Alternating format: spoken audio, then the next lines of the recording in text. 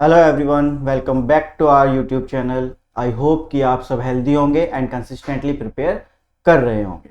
सो बच्चों, जैसे कि आपको पता है कि अभी तक हमने सिलॉक्स की 2 क्लासेस कर ली हैं, जिसके थ्रू हमने some, all, no and some not को डिस्कस किया है। आज हम डिस्कस करने वाले हैं ओनली अ फ्यू का केस, जो कि बहुत ही आजकल डिमांड में है बैंकिंग के एग्जाम्स में। तो इस साल का जो पैटर्न देखा गया है उसमें मोस्टली क्वेश्चंस जो हैं वो ओनली अ फ्यू के पूछे गए हैं।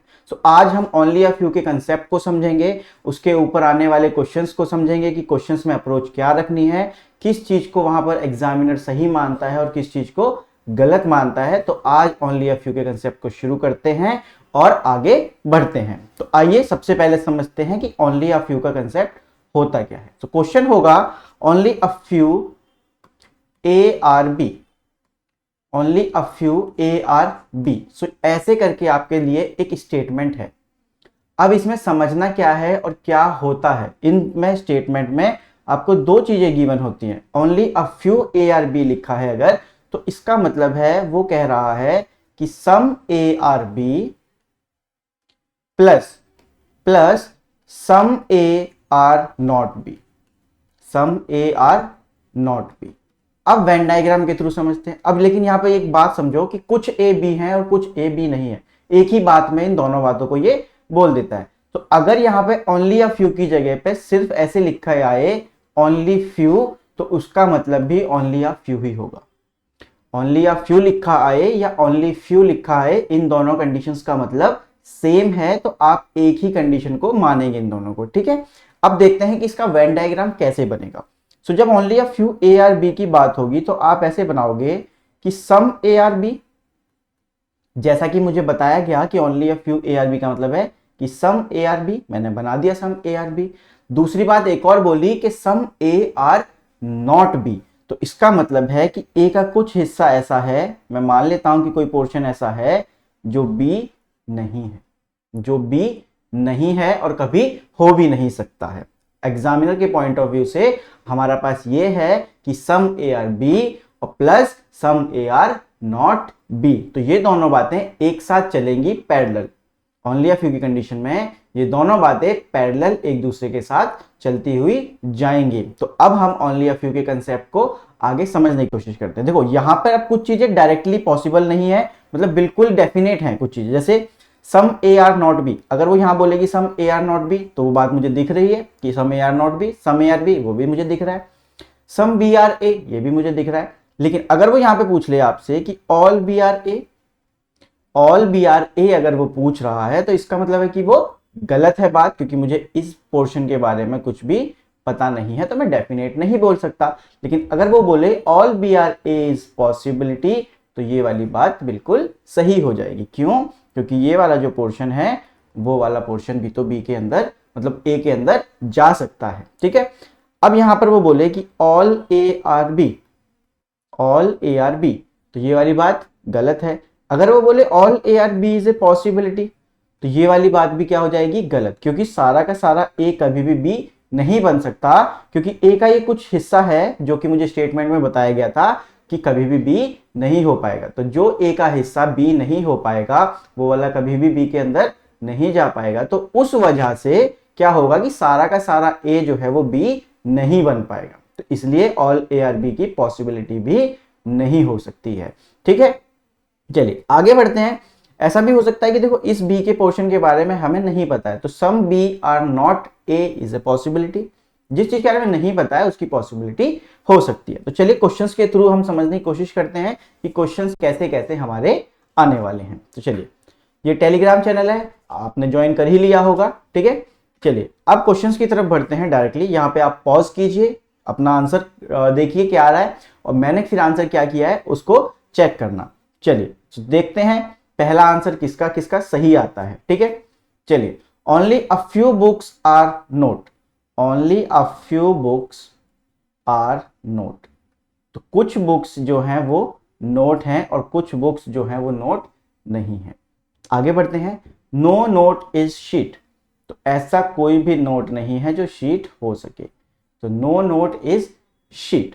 कंक्लूजन्स को देखते हैं। पहला कंक्लूजन है some books are sheet, so देखो बुक्स यहाँ है, मैं आपको पहले भी 2 क्लासेस में बता चुका हूं कि हमें इनका कोई भी डायरेक्ट रिलेशन नहीं मिल रहा है। तो जब भी किसी का वेन डायग्राम से डायरेक्ट रिलेशन नहीं मिले तो आप डायरेक्टली आंसर मतलब 100% श्योरिटी से आंसर नहीं कर सकते। अब यहाँ पे ये कह रहा है देखो कि कुछ बुक्स जो है वो शीट है, बिल्कुल डेफिनेट पूछ रहा है, कोई पॉसिबिलिटी नहीं पूछी उसने, वो बिल्कुल डेफिनेट पूछ रहा है। तो मुझे देखो यहाँ पे दिख रहा है कि बुक यहाँ है, शीट यहाँ है, तो मुझे इसमें कोई भी वेन डायग्राम से डायरेक्ट रिलेशन नहीं मिल रहा है, तो इसलिए ये वाली बात क्या हो जाएगी, बिल्कुल गलत हो जाएगी। ये बात बिल्कुल गलत है। अगला है some note is not book, some note is not book. तो देखते हैं some note is not book, ठीक है।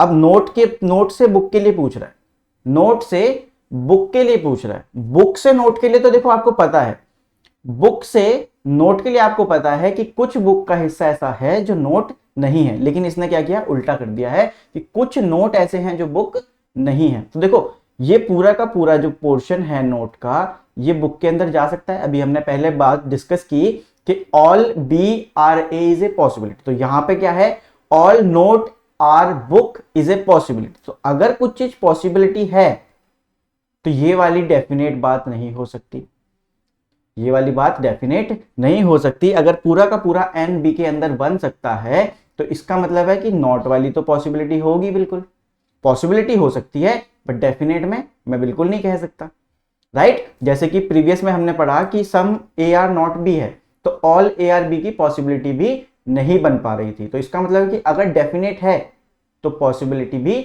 नहीं बन पाएगी, लेकिन यहां पर नोट जो है वो पूरा का पूरा बुक बन सकता है, इसकी पॉसिबिलिटी है। तो अगर पॉसिबिलिटी है तो ये वाली बात बिल्कुल गलत साबित हो जाएगी, क्योंकि ये डेफिनेट में पूछ रहा है। तो पहला भी गलत और दूसरा भी गलत, तो option number E neither 1 nor 2 follows. तो आई होप कि आपको ये क्वेश्चन समझ में आया होगा। यहां पे देखो इससे बुक से नोट के लिए बताया गया है, नोट से बुक के लिए हमें कुछ भी नहीं बताया गया, तो इसलिए हम नहीं मानते, ठीक है। चलिए नेक्स्ट क्वेश्चन की तरफ बढ़ते हैं। Only a few pen are paper, only a few pen are paper. So देखते हैं यहां पर only a few pen are paper, तो बना लेते हैं यहां पर पेपर। ओनली अ फ्यू बोला है तो इसका मतलब है कि कुछ पेन ऐसे हैं जो पेपर नहीं होंगे। आगे देखते हैं no paper is ink, no paper is ink, तो यहां पर हमने ऐसे बना लिया। अब चलते हैं कंक्लूजन्स की तरफ, तो आप भी ट्राई कीजिए, मैं भी ट्राई करता हूं, देखते हैं किसका आंसर सही आता है। चलिए सो पहला हमारे पास कंक्लूजन है सम पेन आर इंक। ये वाला जो पेन है, पेन यहां है, इंक यहां है, डायरेक्ट रिलेशन नहीं है, तो फिर सिंपल सी बात क्या हो जाएगी, ये वाला जो है स्टेटमेंट कंक्लूजन हमारा गलत हो जाएगा। अगला है no ink is a pen, pen यहां, इंक यहां, नो डायरेक्ट रिलेशन, तो ये वाली बात भी क्या हो जाएगी, गलत हो जाएगी। ये वाली बात भी क्या हो जाएगी, गलत हो जाएगी। बट अब यहां पे देखिए दोनों जो है वो इंडिविजुअली गलत हो चुके हैं, और दोनों के वेरिएबल्स देखिए ink pen ink pen ink pen ink pen, दोनों में वेरिएबल्स सेम है। तीसरी कंडीशन क्या थी कि एक में सम होना चाहिए, एक में नो होना चाहिए, तो आइदर और की जो कंडीशन है वो यहां पर फुलफिल हो रही है। तो आइदर और की जो कंडीशंस होती हैं वो मैं यहां लिख देता हूं, अगर आपको याद ना हो, कि individually both statement wrong, both statement wrong, individually दोनों स्टेटमेंट्स क्या होनी चाहिए, गलत होनी चाहिए। दूसरा उनके वेरिएबल्स सेम होने चाहिए, वेरिएबल सेम, वेरिएबल मतलब जैसे यहां पर पेन और इंक है, इंक और पेन है, तो ये जो है हमारे वेरिएबल कहलाते हैं। और तीसरी बात कॉम्प्लीमेंट्री पेयर होते हैं कि सम के साथ अगर नो हो और ऑल के साथ सम नॉट हो, ऑल के साथ सम नॉट हो, तो ये अगर एक साथ आए हैं, वो जो दो कंडीशंस हमारी गलत हुई हैं, जो दो कंक्लूजन्स गलत हुए हैं, अगर उन दो में एक में सम है एक में नो है, तो दे आर कॉम्प्लीमेंट्री पेयर। तो ये लोग एक दूसरे को आइदर और की कंडीशन में डालते हैं, और ऑल प्लस सम नॉट होगा तो वो भी आपको कॉम्प्लीमेंट्री पेयर की तरह यूज करना है, और उसको भी आइदर और की कंडीशन में मानना है। तो यहां पर आपका जो क्वेश्चन है उसका आंसर हो जाएगा ऑप्शन नंबर सी, आइदर 1 और 2 फॉलोज। तो इसका मतलब आइदर और की कंडीशन यहां पर सेटिस्फाई कर रही है, तो इसलिए हमने आंसर लगाया सी, आइदर 1 और 2 फॉलोज, ठीक है।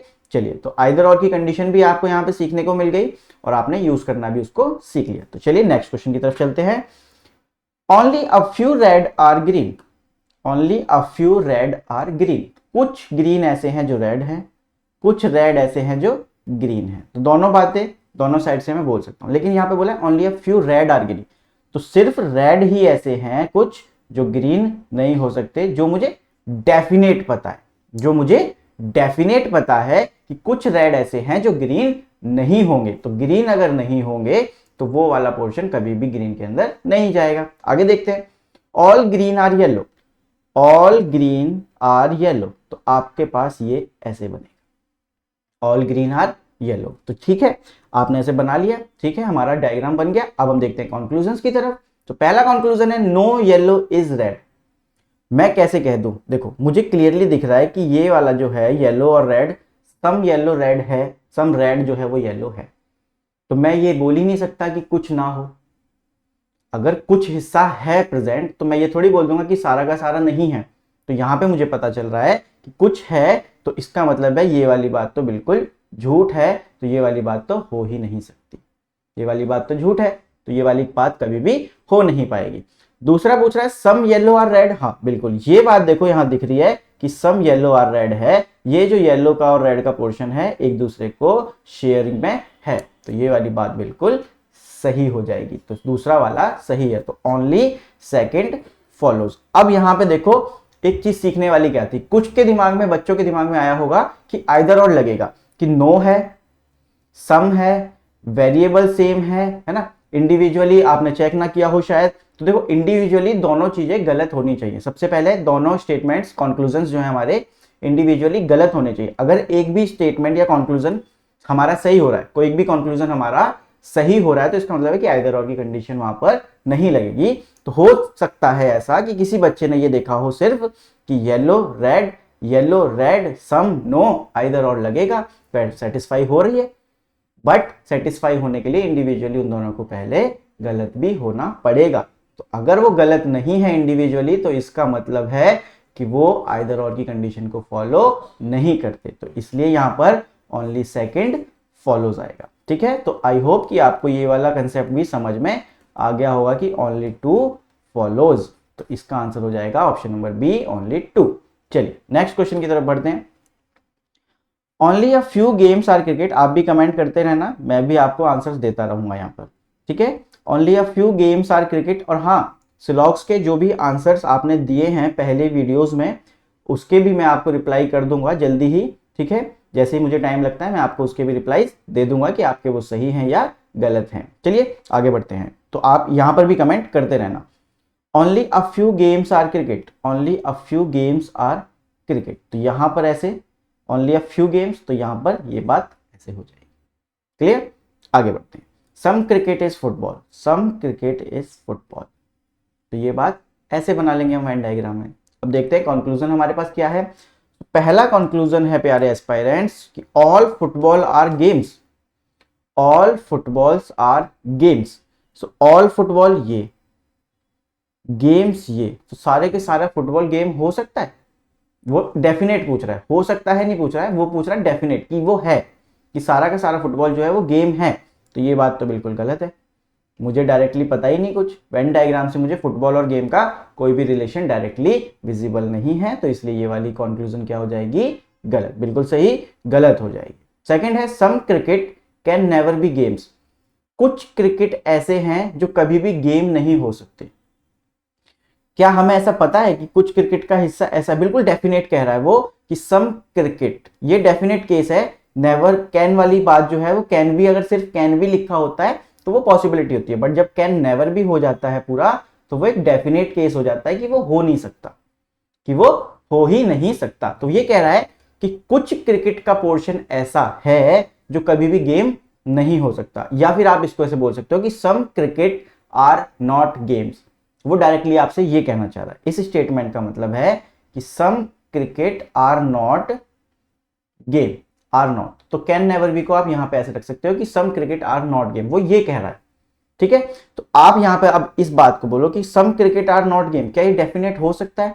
बिल्कुल नहीं हो सकता, क्योंकि हमें डेफिनेट नहीं पता है। देखो गेम से क्रिकेट के लिए पता है कि गेम का कुछ हिस्सा क्रिकेट नहीं होगा, मान लिया, लेकिन क्रिकेट तो पूरा का पूरा अंदर जा सकता है। देखो ऐसे ये गेम है, क्रिकेट पूरा का पूरा ऐसे आ सकता है, हो सकता है ये वाला पोर्शन क्रिकेट ना हो, राइट। तो ये पॉसिबिलिटी है हमारे सामने, तो हम डेफिनेट नहीं बोल सकते कि कोई मतलब कुछ क्रिकेट ऐसे होंगे जो गेम ना हो। तो ये बात की पॉसिबिलिटी है बट डेफिनेट ट्रू नहीं है 100%, तो इसलिए ये वाली स्टेटमेंट भी क्या होगी हमारी, गलत हो जाएगी। तो आपका option again option number E, neither one nor two follows. चलिए नेक्स्ट क्वेश्चन की तरफ बढ़ते हैं। Some balls are bat, some balls are bat, कुछ बॉल्स बैट हैं, ठीक है मान लेते हैं। Only a few balls are stumps, only a few balls are stumps, तो ये ऐसे बनेगा। इस चीज का बिल्कुल ध्यान रखना कि किस वर्ड से किस वर्ड तक हमें नहीं बनाना है, मतलब कौन सा, ये वाला हिस्सा, मैं ये इस वाले हिस्से की बात कर रहा हूं कि सम नॉट वाला हिस्सा हमें किसका किससे कनेक्ट करना है, वो बिल्कुल ध्यान रखना, क्योंकि आप ऐसा होता है मोस्टली टाइम कि आप कभी कभी उल्टा बना लेते, तो उसको ध्यान रखना कि वो उल्टा ना बने, ठीक है। चलिए अब यहां पर कंक्लूजन्स को देखते हैं। सम बॉल्स आर स्टंप्स, तो ये बॉल है ये स्टंप है, बिल्कुल सही। ये वाला पोर्शन जो है सम का, दोनों एक साथ शेयर कर रहे हैं, तो इसका मतलब ये वाली बात बिल्कुल सही है, ठीक है। नेक्स्ट देखते हैं। नो स्टंप्स आर बॉल, कोई भी स्टंप बॉल नहीं है, नहीं ऐसा हमें नहीं पता है, ऐसा हमें नहीं पता है कि कोई भी स्टंप जो है वो बॉल नहीं है। देखो जब सम है, सम स्टंप बॉल है, तो कोई भी ना हो ऐसा हो भी नहीं सकता, राइट, ऐसा हो भी नहीं सकता, क्योंकि अगर कुछ पोर्शन बॉल है स्टंप का तो सारा का सारा पोर्शन स्टंप का बॉल ना हो पॉसिबल भी नहीं है। तो ये वाली बात क्या हो जाएगी आपकी, गलत हो जाएगी। तो अगेन से देखो, सम है, नो है, स्टंप बॉल, अगेन शायद किसी ने गलती की हो कि आइदर और मैं लगा के निकल जाता हूं, सम और नो वाली बात आ रही है। तो ऐसा नहीं है कि सम और नो लिखा है तो आपका आइदर और लगेगा ही लगेगा। ऐसा हो सकता है कि कोई एक स्टेटमेंट आपकी ठीक हो जाए, तो अगर कोई एक स्टेटमेंट आपकी ठीक हो जाती है तो इसका मतलब है कि आइदर और वहां पर काम नहीं करेगा। तो इसलिए यहां पे आपका आंसर क्या हो जाएगा, option number A, only one follows, ठीक है। तो इस चीज का ध्यान रखना है। चलिए नेक्स्ट क्वेश्चन की तरफ बढ़ते हैं। Only a few tiger are lion, only a few tiger are lion, ठीक है मान लेते हैं, ऐसा होता तो नहीं है लेकिन मान लेते हैं। Only a few tiger are lion, तो कुछ टाइगर ऐसे हैं जो लॉयन नहीं होंगे, कुछ टाइगर ऐसे होंगे जो लॉयन नहीं होंगे। आगे देखते हैं। नो लॉयन इज चीता, बिल्कुल सही बात है, कोई भी लॉयन चीता नहीं होता है, मान लेते हैं। आते हैं कंक्लूजन्स पे। तो पहला कंक्लूजन है all cheetah can never be lion, all cheetah can never be lion, मतलब सारे के सारे चीता कभी भी लॉयन नहीं हो सकते।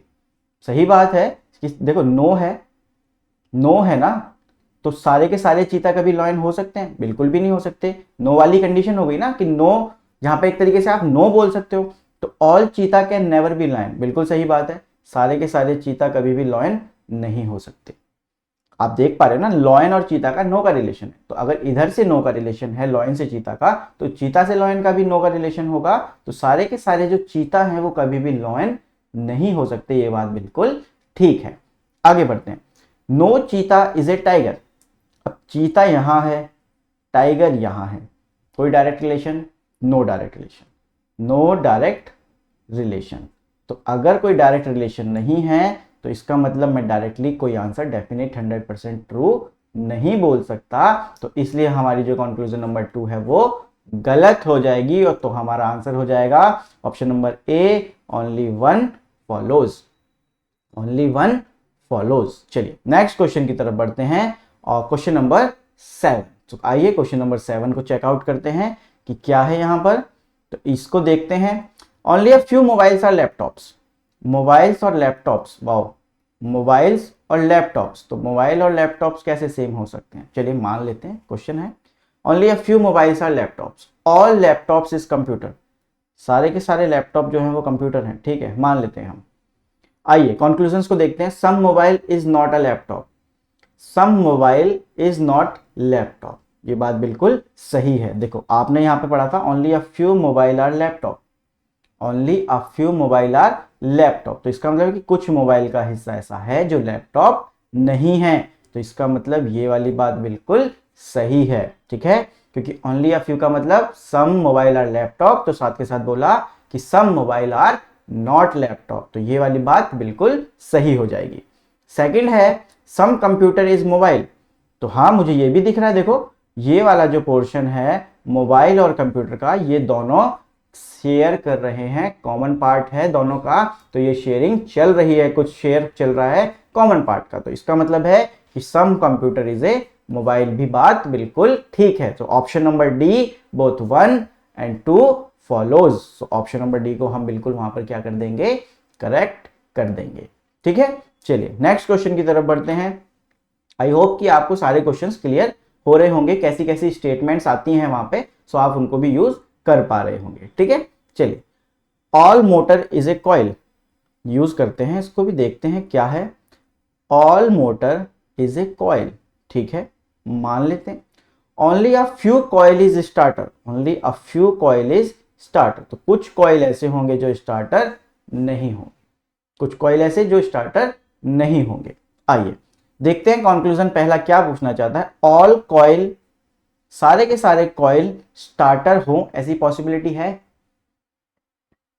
क्या? ऐसी पॉसिबिलिटी भी है कि सारे के सारे कॉइल स्टार्टर हो जाएं? ऐसी पॉसिबिलिटी भी नहीं है। अब क्यों नहीं है वो समझिए। ऐसी पॉसिबिलिटी इसलिए नहीं है क्योंकि ये कॉइल का ये वाला हिस्सा कभी भी स्टार्टर के अंदर नहीं जाएगा, कभी भी स्टार्टर के अंदर। देखो अगर आप ऐसे करके बनाना भी चाहो कि ये ऐसे है कॉइल, ये कॉइल है, तो पूरा का पूरा कॉइल जो है वो अंदर आ गया, पूरा का पूरा कॉइल जो है वो स्टार्टर के अंदर आ गया। लेकिन मुझे पहले ही क्वेश्चन में बताया गया कि कॉइल का कुछ हिस्सा ऐसा है जो स्टार्टर नहीं हो सकता। तो मैं इस वेन डायग्राम को कभी भी बना नहीं पाऊंगा अगर मैं कॉइल को स्टार्टर के अंदर रखता हूं।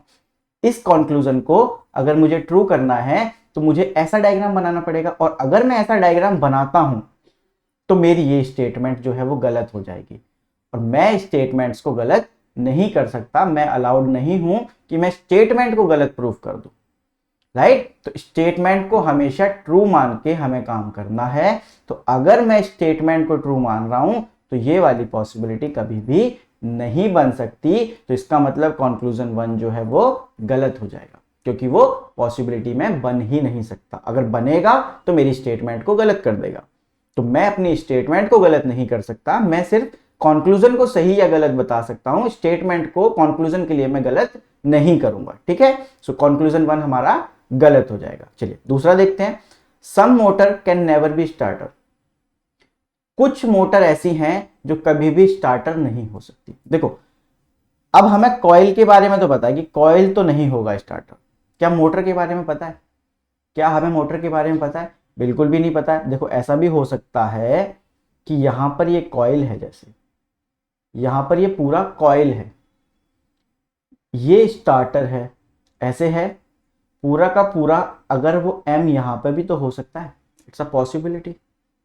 ये पॉसिबिलिटी है कि जो मोटर है हमारा ऐसे करके दोनों के पोर्शन के बीच में हो, पॉसिबिलिटी है, क्योंकि जो वेन डायग्राम हम बनाते हैं वो पॉसिबल बनाते हैं।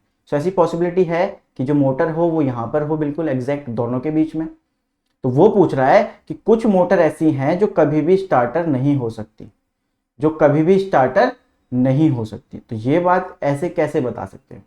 डायरेक्टली हम नहीं बोल सकते, 100% श्योरिटी नहीं है कि ये बात सही है। तो ये बात क्या कर देंगे, हम गलत कर देंगे। क्योंकि देखो अगर पॉसिबिलिटी बन रही है कि सारा का सारा मोटर जो है वो स्टार्टर हो सकता है, वो कह रहा है डेफिनेट में कि कुछ सब मोटर्स जो हैं वो कभी भी स्टार्टर नहीं हो सकती।